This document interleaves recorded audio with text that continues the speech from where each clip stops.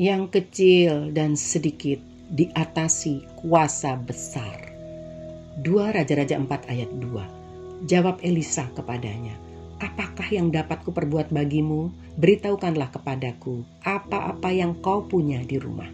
Berkatalah perempuan itu, hambamu ini tidak punya sesuatu apapun di rumah kecuali sebuah buli-buli berisi minyak. Saudara yang kekasih dalam Tuhan, 2 Raja-Raja 4 ayat 1-7 mengisahkan Elisa menolong seorang janda yang sedang dalam belitan masalah besar.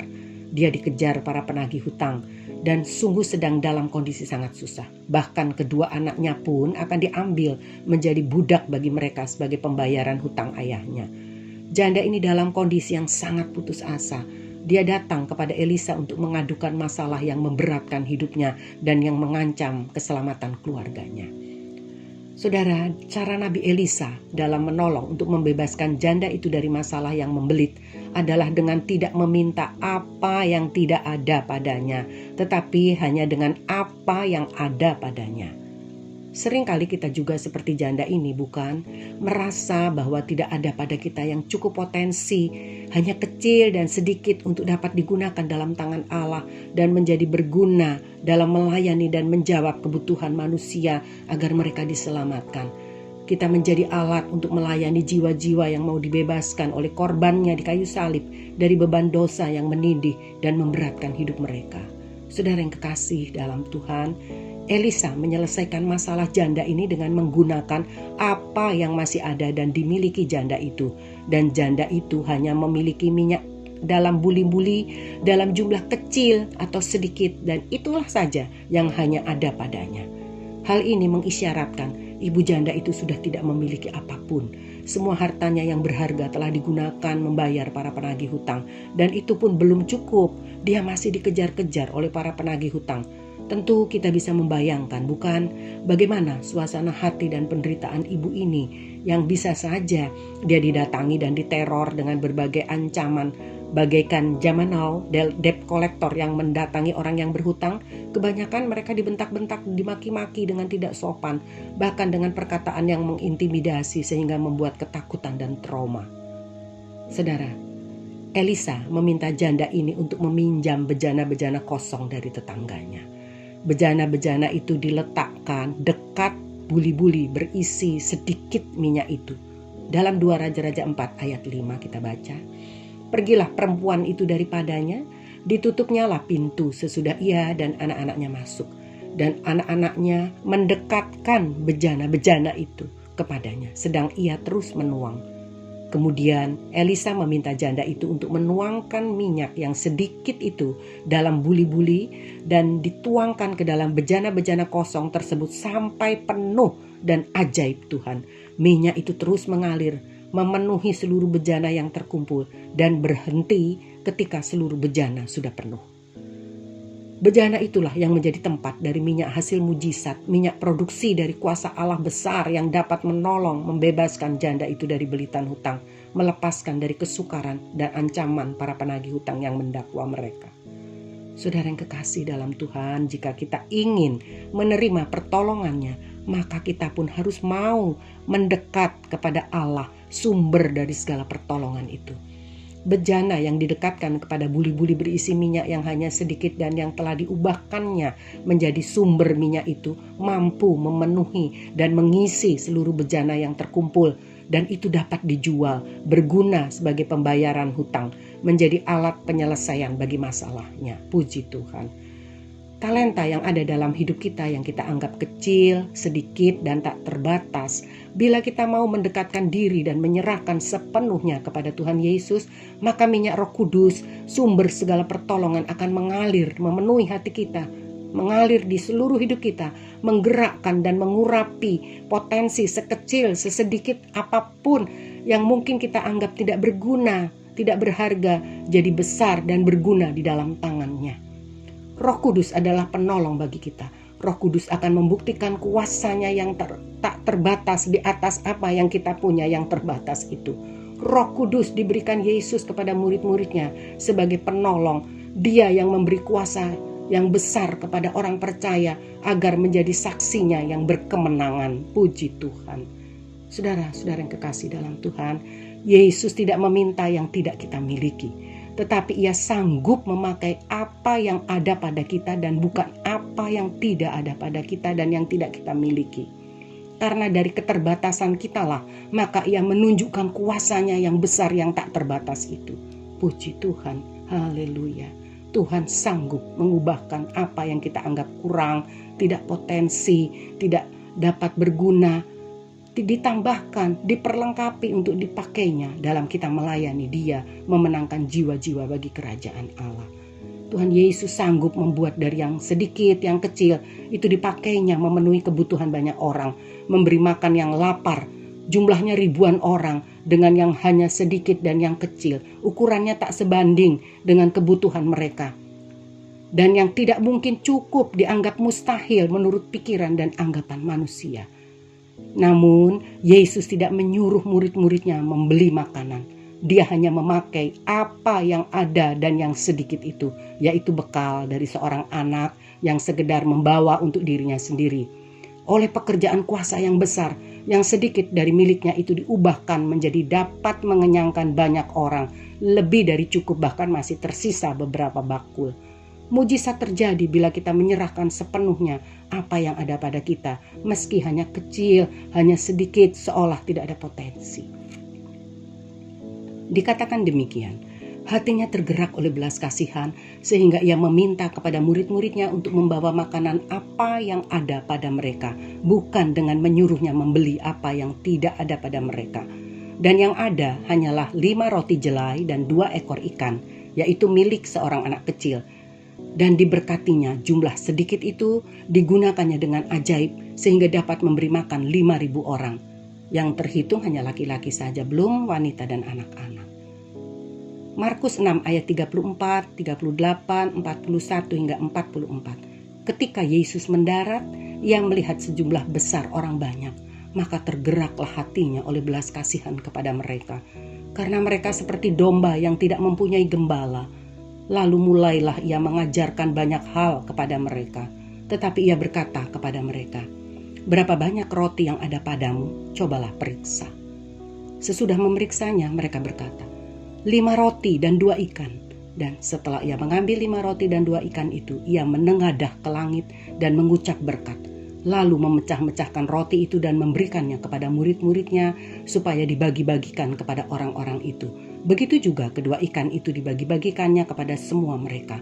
Dan mereka semuanya makan sampai kenyang. Puji Tuhan. Kemudian orang mengumpulkan potongan-potongan roti 12 bakul penuh sisanya, selain daripada sisa-sisa ikan. Luar biasa. Yang ikut makan roti itu ada 5.000 orang laki-laki. Puji Tuhan. Saudara, dalam kesempatan lain di dalam Matius 15 ayat 34, 36 hingga 38, Yesus pun menggunakan apa yang ada untuk memberi makan kebutuhan orang banyak, yaitu sebanyak 4.000 orang. Kuasa Yesus sanggup mengubah kapasitas yang terbatas, minyak yang sedikit atau jumlah kecil itu, dan juga bekal makanan yang hanya sedikit tidak sebanding dengan orang yang banyak berjumlah ribuan. Semua itu dianggap mustahil oleh logika manusia, oleh pikiran kita, dapat memenuhi kebutuhan orang banyak yang sedang lapar itu. Dan telah dibuatnya menjadi melimpah, bahkan masih menyisakan makanan itu dalam beberapa bakul. Terjadi mujizat yang sanggup menjawab kebutuhan manusia dan menyelesaikan masalahnya seperti ibu janda tadi. Itulah berkat karunia dan pekerjaan dari kuasa besar yang ajaib yang telah dilakukan Tuhan bagi kita.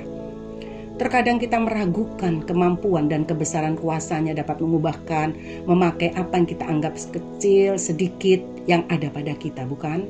Kita lupa Allah sanggup mengubah apapun di tangan-Nya. Ingat bagaimana kisah hamba yang dipercayakan kepadanya ini menjadi pelajaran sangat berharga untuk kita. Hamba yang diberi 1 talenta, dia tidak menggunakan, sebaliknya menyimpan dan tidak mengembangkan dengan baik. Dia mengubur talenta itu dalam tanah. Maka ketika tuannya kembali, menjadi sangat marahlah dia dan menghukum. Bahkan ada apa yang ada padanya pun diambil, saudara. Talenta yang 1 itu diambil, diberikan dan ditambahkan kepada temannya yang dipercayakan 10 talenta untuk semakin dikembangkan. Sedangkan orang itu pun dihukum, dilempar ke tempat paling gelap, neraka, tempat ratap tangis dan kertak gigi. Matius 25 ayat 18, ayat 28 dan 30. Tetapi hamba yang menerima 1 talenta itu pergi dan menggali lubang dalam tanah, lalu menyembunyikan uang tuannya. Sebab itu, ambillah talenta itu daripadanya dan berikanlah kepada orang yang mempunyai 10 talenta itu, dan campakkanlah hamba yang tidak berguna itu ke dalam kegelapan yang paling gelap. Di sanalah akan terdapat ratap dan kertak gigi. Itulah akhir hidup hamba yang malas dan tidak mau bekerja menggunakan talenta yang ada padanya, karena dia menganggap hanya mempunyai sedikit, kecil dan tidak berguna, tidak berpotensi. Jangan mencontoh yang seperti itu. Pelajaran ini sangat berguna untuk kita. Dalam tangannya dan oleh pekerjaan kuasanya, apa yang sedikit, yang kecil dan mungkin sederhana saja itu dianggap tidak istimewa barangkali, namun dalam tangannya dapat diubah dan berguna dalam tugas pekerjaan melayani Dia. Melalui kita, Tuhan mau kita menjangkau jiwa-jiwa dan menjawab kebutuhan mereka. Dia bahkan mau membebaskan manusia dari tekanan dosa yang menindih dan yang dianggap mustahil dapat tertolong. Bila Tuhan berkenan, Roh Kudus menolong kita dengan apapun yang ada pada kita, meski kita anggap kecil, sedikit, tidak ada potensi. Sebab hanya itu yang ada pada kita. Saudara, serahkan semua pada Yesus dan percayalah Dia sanggup memakai kita dengan apa yang ada pada kita, bukan yang ada pada orang lain. Itu akan dipersiapkannya menjadi alat yang sesuai kehendak dan rencananya. Dalam Yesus, oleh pekerjaan Roh Kudus di dalam kita, apa yang sedikit, yang kecil bahkan terbatas dan dianggap tidak berpotensi, tidak berguna, dapat diatasinya dengan kuasa besar dan yang tak terbatas. Puji Tuhan. Kita ingat bagaimana Gideon dipakai Tuhan, meskipun dia mengakui dan menyadari kaumnya adalah yang terkecil di antara kaum Manasye, dan juga dialah yang paling muda. Hakim-Hakim 4 ayat 6 Hakim-Hakim pasal 6 ayat 14 sampai 16 saya baca. Lalu berpalinglah Tuhan kepadanya dan berfirman, "Pergilah dengan kekuatanmu ini dan selamatkanlah orang Israel dari cengkraman orang Median. Bukankah aku mengutus engkau?" Tetapi jawabnya kepadanya, "Ah Tuhanku, dengan apakah akan kuselamatkan orang Israel? Ketahuilah, kaumku adalah yang paling kecil di antara suku Manasye, dan aku pun seorang yang paling muda di antara kaum keluargaku." Berfirmanlah Tuhan kepadanya, "Tetapi akulah yang menyertai engkau, sebab itu engkau akan memukul kalah orang Median itu sampai habis." Demikian kita baca tadi dalam Hakim-Hakim 6 ayat 14 sampai 16.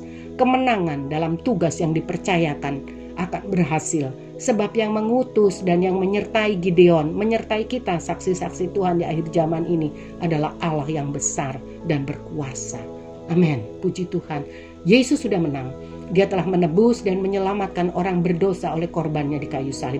Sekaranglah tugas orang percaya untuk bergerak, bekerja, menyaksikan, memberitakan firman-Nya dengan apa yang ada pada kita, agar banyak orang bertobat dari dosanya, dibebaskan dan diselamatkan untuk beroleh hidup kekal.